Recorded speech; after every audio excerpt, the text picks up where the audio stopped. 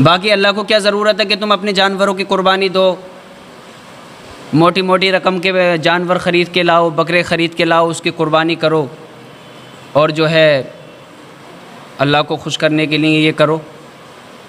سارا مقصد یہ ہے کہ اللہ یہ دیکھنا چاہتا ہے کہ یہ مجھ سے پیار کرتا ہے یا نہیں کرتا ہے، کیونکہ اس دنیا میں پیسہ کمانا بڑا مشکل کام ہے، بہت مشکل کام ہے پیسہ کمانا، اور بڑی جد و جہد کرنا پڑتی ہیں، بہت محنت کرنا پڑتی ہے، تب کہیں جا کے بندہ جو ہے سکسیزفل ہو پاتا ہے۔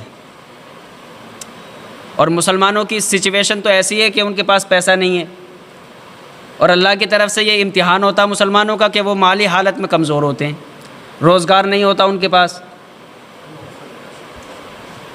روزگار میں سب سے پیچھے ہوتے ہیں، اور حالانکہ جو سب سے مضبوط قوم ہے وہ مسلمان ہے، مگر جو بات آتی ہے وہ صرف روزگار کی آ جاتی ہے۔ دنیا والے کہتے ہیں یار یہ تو اپنے آپ کو سکسیزفل کہتے ہیں، کامیاب کہتے ہیں، اور بڑی تعریف کرتے ہیں کہ ہمارا اسلام ایسا، ہمارا اسلام ایسا، مگر جب بھی ان کی مالی حالت دیکھو تو پیسے کی طرف سے کمزور ہیں، ایجوکیشن کی طرف سے کمزور ہیں، تو ساری وجہ مال کی آ جاتی ہے۔ مگر بہرحال اگر انشاءاللہ محنت کری جائے تو ہمیں دولت بھی ملے گی اور آخرت بھی ملے گی۔ السلام علیکم ورحمۃ اللہ وبرکاتہ۔ تو اللہ نے جو حکم دیا ہے الحمدللہ الحمدللہ وکفا وسلام علی عبادہ الذین اصطفیٰ، اما بعد، اعوذ باللہ السمیع العلیم من الشیطان الرجیم، بسم اللہ الرحمن الرحیم، لا اکراہ فی الدین، قد تبین الرشد من الغی، فمن یکفر بالطاغوت ویؤمن باللہ فقد استمسک بالعروۃ الوثقی، لا انفصام لها واللہ سمیع علیم۔ صدق اللہ مولانا العظیم وصدق رسولہ النبی الکریم، ونحن علی ذلک لمن الشاہدین والشاکرین، والحمد للہ رب العالمین۔ آئیے ہم اور آپ مل کر علی کے آقا، فاطمہ کے بابا، حسنین کے نانا، ہم سب کے غم گسار، اندھیری قبر میں کام آنے والے آقا حضور احمد مجتبیٰ محمد مصطفیٰ صلی اللہ تعالی علیہ وآلہ وسلم کی بارگاہ مقدسہ میں دل کی گہرائیوں کے ساتھ ہدیہ درود نچھاور کریں اور پڑھیں بآواز بلند، اللہم صلی علی سیدنا و مولانا محمد وبارک وسلم، صلو علیہ صلاۃ و سلام علیک یا رسول اللہ صلی اللہ تعالی علیہ وآلہ وسلم۔ ایک مرتبہ اور درود پاک پڑھیں، صلی اللہ علی النبی الامی وآلہ صلی اللہ تعالی علیہ وآلہ وسلم، صلاۃ و سلام علیک یا رسول اللہ۔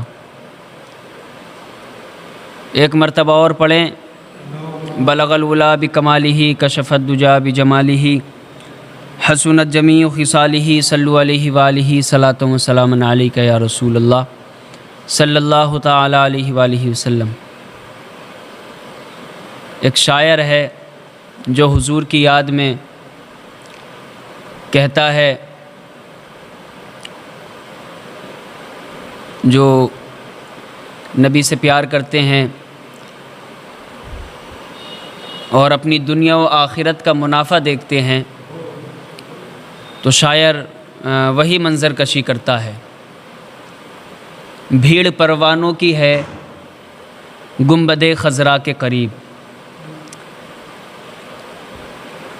اطمینان سے بیٹھیں، سکون کے ساتھ بیٹھیں اور توجہ فرمائیں کہ شاعر کیا کہنا چاہ رہا ہے اور جو ہمارے سامنے خطاب کر رہا ہے وہ ہمیں کیا سمجھانا چاہ رہا ہے، کیونکہ 8 دن کے بعد یہ واعظ و نصیحت کا موقع ملتا ہے۔ واعظ و نصیحت بہت ضروری ہے، نماز روزہ ہم سب ادا کرتے ہیں، مگر جب تک کوئی ہمیں سمجھانے والا نہ ہو، تربیت دینے والا نہ ہو، تو ہم جو ہے راہ راستے پہ نہیں آتے۔ ایسے ہی ہمارے ماں باپ ہوتے ہیں، وہ ہمارے لیے ٹیچر کی مانند ہوتے ہیں، استاد کی طرح ہوتے ہیں، وہ ہمیں سمجھاتے ہیں۔ مدرسوں میں جاتے ہیں، اسکولوں میں جاتے ہیں، یونیورسٹیوں میں ہم پڑھتے ہیں، تو ہمیں یہی سکھایا جاتا ہے کہ بھئی اپنی زندگی کیسے گزارنی ہے، تمہیں بڑے کے ساتھ کیسے پیش آنے ہیں، چھوٹے کے ساتھ کیا برتاؤ کرنا ہے۔ تو تربیت بہت ضروری ہے۔ بہرحال شاعر کہتا ہے بھیڑ پروانوں کی ہے گنبد خضرا کے قریب۔ سبحان اللہ تو بولیں بلند آواز سے، ایک مرتبہ اور بولیں یا رسول اللہ، ایک مرتبہ اور بولیں سبحان اللہ۔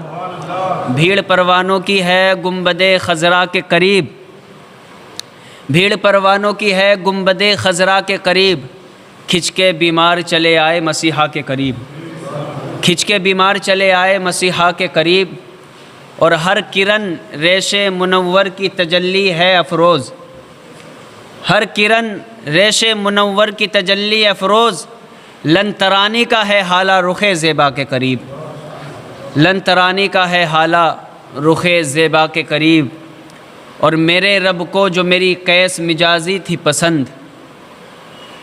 عاشقانہ شعر ہے، میرے رب کو جو میری قیس مجازی تھی پسند، اس لیے خلد اتاری گئی خضرا کے قریب، اس لیے خلد اتاری گئی خضرا کے قریب۔ اور قبر میں کتنے سوال ہونے؟ 3 سوال ہونے نا، تو 3 سوالوں کے بارے میں شاعر کہتا ہے، ویسے تو حدیث کی ایک کتاب ہے بخاری شریف، اس میں ایک سوال کا آیا ہے، قبر میں ایک سوال ہوگا اور وہ نبی کے بارے میں ہوگا۔ آخری امت ہے نا ہم، آخری امت ہیں، اور اسی امت میں سب کچھ ہو جانا ہے، اسی امت میں سب ختم ہو جائیں گے، اس کے بعد جو ہے کوئی امت نہیں آنی ہے، قیامت آنی ہے اور دنیا ختم ہو جائے گی۔ اس کے بعد کیا ہونا ہے، کیا کرنا ہے، وہ اللہ و رسول کے علاوہ کوئی نہیں جانتا۔ قرآن میں حروف مقطعات ہیں نا، یعنی الف لام میم، کاف ہا یا عین صاد نون، الف لام میم را، ان کو جو ہے حروف مقطعات کہتے ہیں۔ اس کا ترجمہ کسی نے نہیں کیا، بڑے سے بڑے مولانا نے، بڑے سے بڑے مفتی نے، کسی نے ترجمہ اس کا نہیں کیا، کیونکہ کوئی جانتا ہی نہیں اس کا مطلب کیا ہے۔ کس کا الف لام میم، کاف ہا یا عین صاد، الف لام میم را، اس کا کیا مطلب ہے کسی کو پتہ نہیں ہے۔ بس ترجمہ ہوتا تو یہی بل الف لام میم لکھ دیتے نیچے کو۔ تو جب الف لام میم جبرائیل حضور کی بارگاہ میں لے کر کے آئے، اور جبرائیل علیہ السلام جو فرشتے ہیں وہ بھی نہیں جانتے اس کا مطلب کیا ہے، تو یعنی یہ اللہ کا راز ہے اور اس کے محبوب کا راز ہے، وہی جان سکتا ہے۔ غیب کی بات ہے، یہ چھپی بات ہے، یہاں تک کہ جبریل بھی نہیں جانتے۔ جب جبریل فرشتہ ہے تو اس کے وہ نہیں جانتا ہے تو پھر کون جانے گا؟ تو بس اللہ جانتا ہے اور اس کا رسول جانتا ہے۔ تو حروف مقطعات کہتے ہیں، ان کا مطلب ہے، ان کا نام ہے حروف مقطعات۔ تو اس کا مطلب کسی نے، اس کا ترجمہ کسی نے نہیں کیا، کوئی جانتا ہی نہیں، کوئی جانتا ہوتا تو ترجمہ کرتا، جبریل بھی نہیں جانتے۔ تو بہرحال تو قبر میں ایک سوال ہونے، اور باقی جو چھوٹی چھوٹی کتابیں ہیں اس میں 3 سوال کر دیے کہ من ربو کا، تمہارا رب کون ہے، ما دینو کا، تمہارا دین کیا ہے، ما کنت تقول فی حق حاضر رجل، بتاؤ نبی کے بارے میں کیا کہتے ہو، یہ جو آپ کے سامنے ہیں ان کے بارے میں کیا کہتے تھے۔ تو اگر آپ کو عقیدت ہے، کہو گے کہ میرے آقا ہیں اور میں ان پہ درود و سلام ہو اور میں ان کا غلام ہوں، یہ میرے نبی ہیں اور اللہ کی رحمت و درود و سلام نازل ہو۔ تو شاعر نے کہا قبر میں 3 سوالات۔ جب حضور صلی اللہ تعالیٰ علیہ وآلہ وسلم کی جلوہ گری ہوتی ہے قبر کے اندر، تو جو ہم گناہ گار ہوتے ہیں تو وہ، قبر تو ایسی چیز ہے کہ گھبراہٹ تو ہوتی ہے، ڈر تو لگتا ہے، جب اسے دفنا کے آتے ہیں تو عجیب سی فیلنگ ہوتی ہے، اس کا ہم اندازہ نہیں لگا سکتے۔ تو گھبراہٹ سی ہوتی ہے، جب حضور صلی اللہ علیہ وآلہ وسلم قبر میں جلوہ گر ہو جاتے ہیں تو آسانی پیدا ہو جاتی ہے۔ سبحان اللہ تو بولتے رہیں، خاموشی سے کام نہیں چلے گا۔ آج تو ٹھنڈا موسم ہے، بہرحال گرمی نہیں لگ رہی ہے، مسکرا کر بولیں یا رسول اللہ۔ تو جب حضور آ جاتے ہیں تو ان کا چہرہ دیکھ کر جو ہے سوال پوچھا جاتا ہے کہ ما کنت تقول فی حق حاضر رجل، حضور کے بارے میں کیا کہتے تھے؟ تو جو دنیا میں کہتے تھے وہی تمہاری زبان پہ آئے گا، جو دنیا میں کہتے تھے وہی زبان پر آئے گا، یہ میرے آقا ہیں اور اللہ کی رحمت ہو، درود و سلام ہو۔ تو شاعر نے کہا جب حضور آ جاتے ہیں قبر میں تو آسانی پیدا ہو جاتی ہے۔ حضور آ گئے تو آسانی پیدا ہو گئی، حضور آ گئے تو آسانی پیدا ہو گئی۔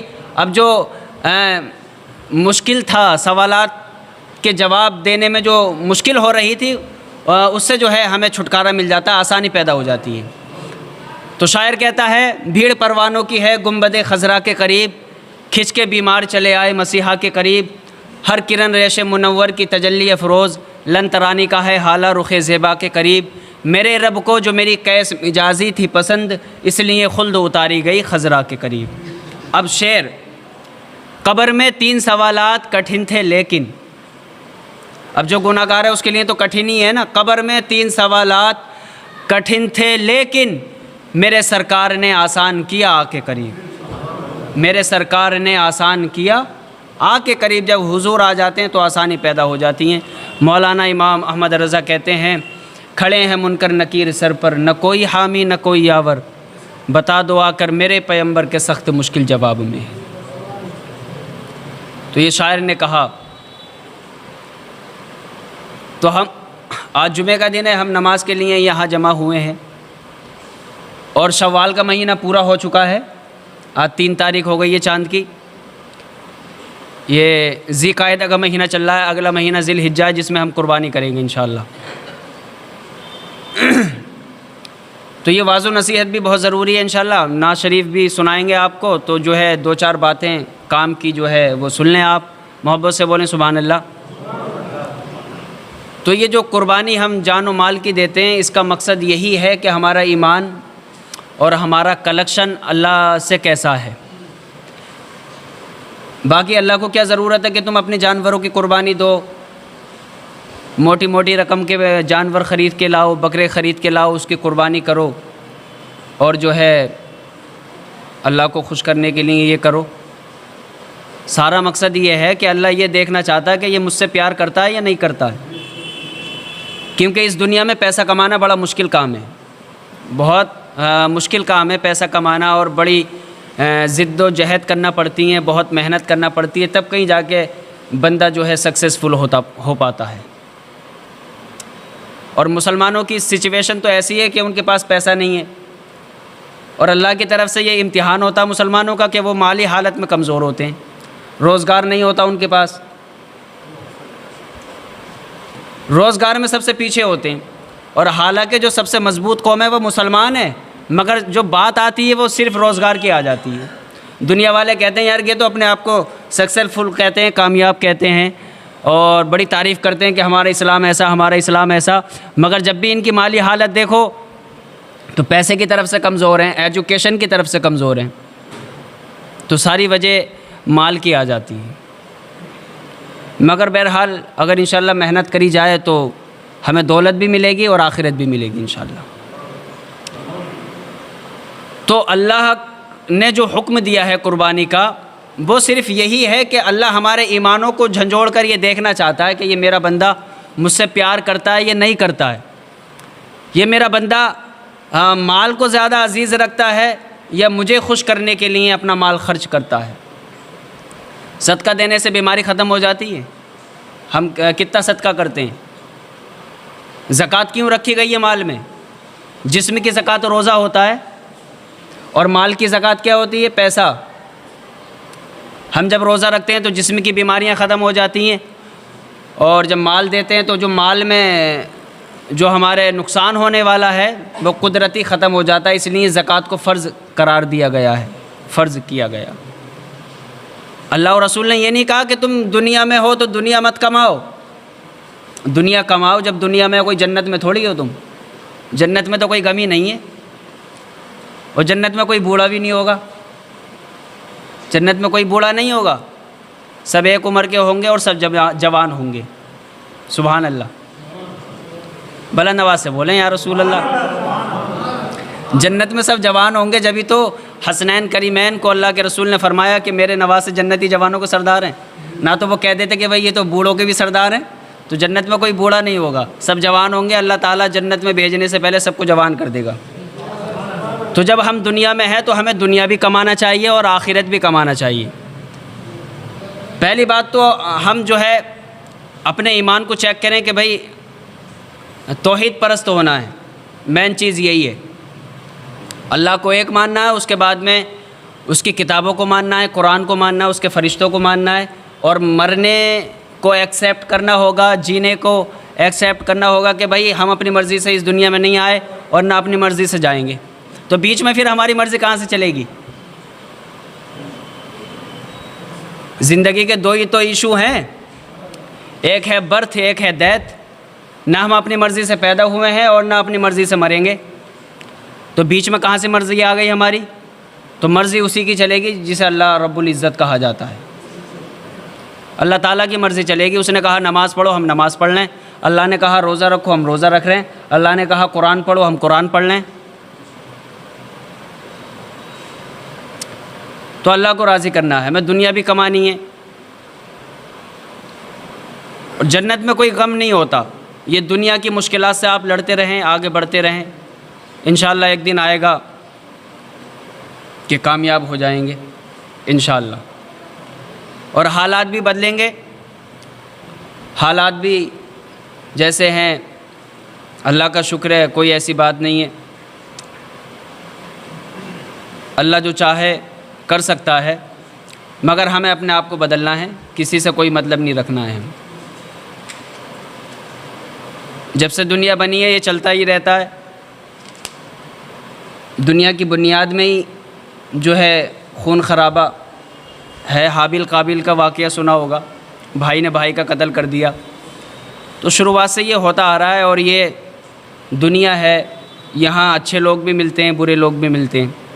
تو اللہ ہمارے ایمانوں کو چیک کرتا ہے کہ اللہ تعالیٰ یہ دیکھتا ہے کہ میرا بندہ مجھ سے کتنی محبت کرتا ہے، تو اس لیے اس نے قربانی کا حکم دیا۔ تو ہمیں شوق اور ذوق کے ساتھ اپنے ایمان کو پکا رکھنا ہے، اور نمازیں پڑھنی ہیں۔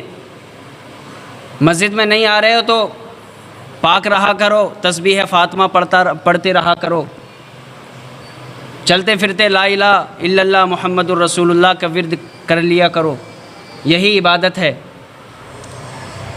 وظیفے پڑھ لیا کرو، تمہاری زندگی کامیاب ہو جائے گی۔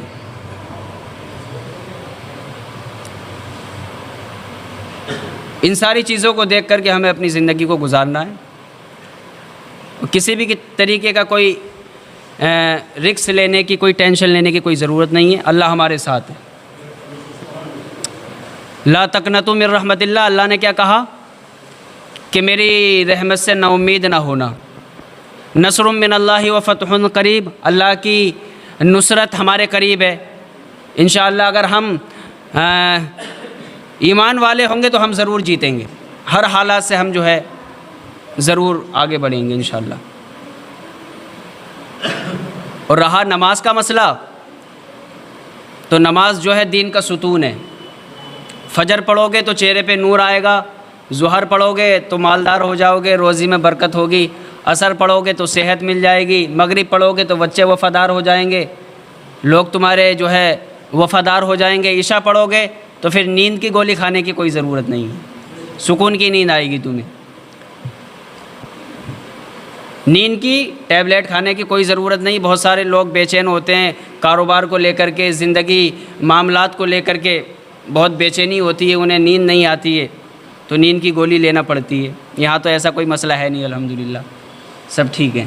محبت سے بولیں سبحان اللہ۔ اور نماز ہر حالت میں ہو جائے گی، مگر مقصد یہ ہے کہ نماز پڑھنا ہے ہمیں۔ اگر آپ کام پہ ہیں تو کوئی بات ہی نہیں ہے، مگر نماز تو ہر ٹائم میں فرض ہے، ہر حالت میں فرض ہے۔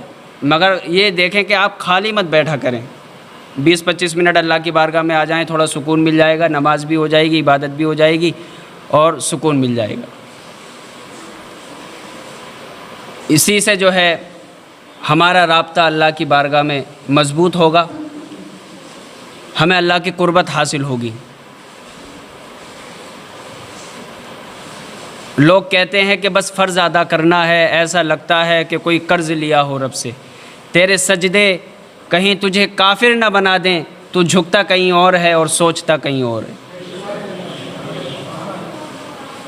دل اگر نہ جھکے سجدہ بیکار ہے، یوں ہی سر کو جھکانا ضروری نہیں۔ سجدے میں دل جھکنا چاہیے، ایک سجدہ ہو اللہ کی بارگاہ میں ہو، 8ویں دن آتے ہو نماز پڑھتے ہو جمعے کی، وہ نماز صرف اللہ کے لیے ہونا چاہیے، کسی کے لیے نہیں ہونا چاہیے۔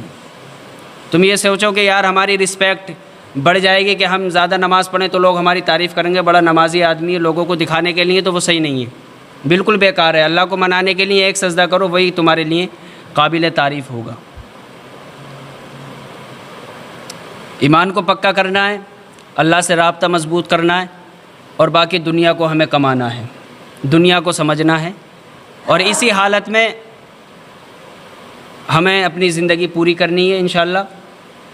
اسلام نے کبھی منع نہیں کیا کہ پیسہ مت کماؤ، اسلام نے کبھی منع نہیں کیا کہ ایجوکیشن حاصل مت کرو، اور حضور کا زمانہ کچھ اور تھا اور آج کا زمانہ کچھ اور ہے، اور آنے والا دور کچھ اور ہوگا۔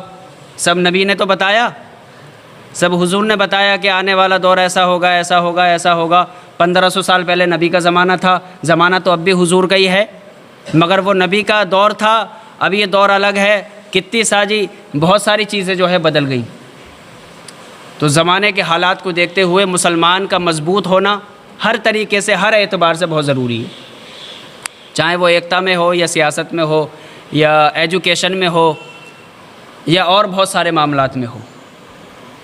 اللہ تعالی ہمیں ترقی عطا فرمائے، زمانے کی آفات و بلیات سے ہم تمام کی حفاظت فرمائے۔ ایک مرتبہ درود تعالیٰ سے دعا ہے مولا تعالیٰ یہاں ہمارا بیٹھنا قبول فرما لے اور نماز جمعہ کو قبول فرما لے، اور اس کے عوض ہماری زندگی کی جو مشکلات ہیں، پریشانیاں ہیں، جو الجھنیں ہیں، اللہ تعالیٰ اس کو دور فرمائے۔ وآخر دعوانا ان الحمد للہ رب العالمین۔ السلام علیکم۔